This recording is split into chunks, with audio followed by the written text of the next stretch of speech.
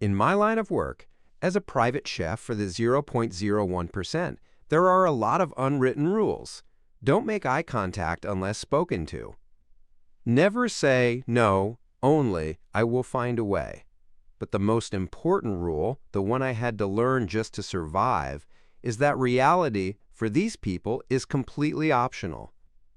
And nothing taught me that lesson faster than the day I was handed the water menu and no. That is not a joke. I've been doing this for over a decade. I've been on $200 million yachts where the owner demanded I source a specific, endangered mushroom yesterday.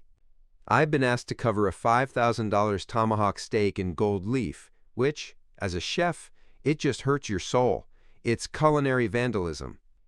I've had to politely decline requests for ortolan. And if you don't know what that is, trust me, you're happier not knowing. I thought I was unshockable. I was wrong. So I land this new gig. We're not talking local millionaire, rich. We're talking global 0.01% rich. The kind of money that has its own gravity. It bends the world around it. I get to the main residence and the kitchen. My God, it wasn't a kitchen. It was a laboratory. It was better equipped than most 3 Michelin-star restaurants I'd staged in.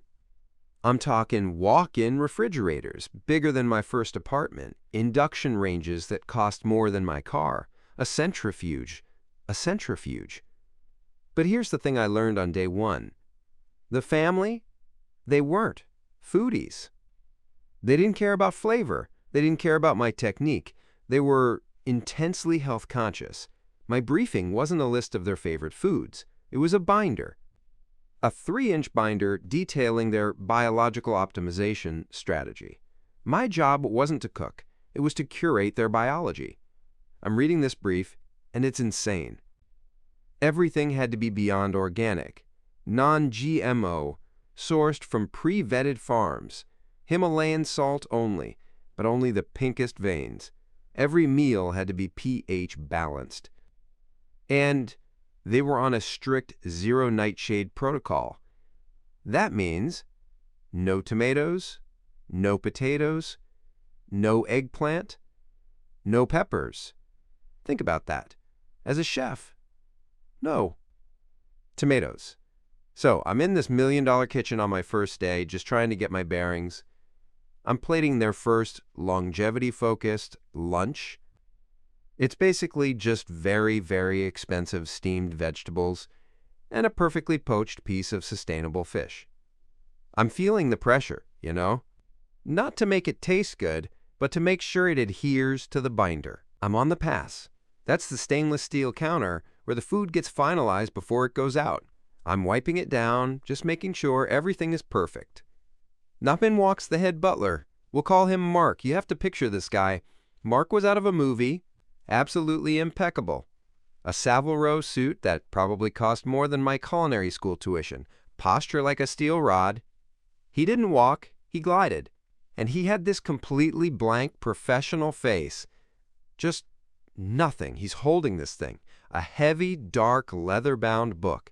It looked ancient. I see it and I'm thinking, okay, here it is, the wine list. I'm expecting him to ask me for a recommendation from their 10,000-bottle cellar for the dinner service.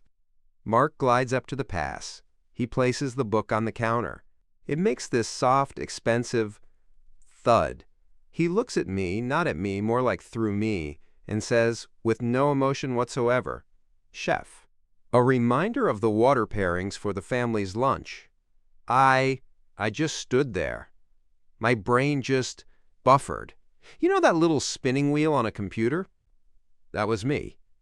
I must have misheard. He cannot have said water pairings. I remember I was holding a polishing cloth, and I just stopped, mid-wipe. I looked at him. The what, Mark? Mark, bless his robotic heart, didn't even blink. He just opens the book. It wasn't a wine list. It was a water menu. I am not kidding. A full-page, beautifully printed, laminated menu for water. There were 8 different options. 8. From all over the world. And it had tasting notes, like actual wine tasting notes. I'm standing there, reading this thing, and my vision is tunneling. The first entry, Fiji. Okay, normal. But the description read, serve at exactly 10 degrees Celsius. Pairs well with a salad course for optimal hydration. Optimal hydration. The next one, Voss. Still water, never sparkling. The menu specified, serve at exactly 14 degrees Celsius. The preferred, mouthfeel, to accompany the delicate fish course, mouthfeel. For water, there was Icelandic glacial for purity, which was to be served between the fish and the sugar-free dessert to cleanse the palate. There was a brand from Slovenia I'd never heard of that cost $70 a bottle, which was apparently high in life-giving magnesium or something. Mark, the butler, was effectively a water sommelier. And then it hits me. I look at Mark. He's just waiting, expectantly. This is my job. I am a professionally trained chef. I trained at the CIA.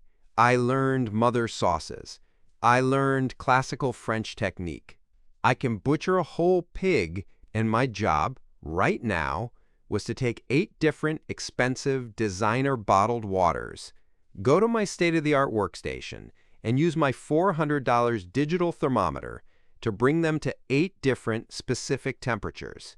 I had to set up an ice bath, not for a creme brulee, not for a custard. I set up an ice bath to chill a bottle of Fiji from room temperature down to exactly 10 degrees Celsius. I'm literally standing there, holding a digital probe in a bottle of water, watching the numbers drop. 11.2, 11.0, 10.8, just waiting. That was my craft. That was the moment.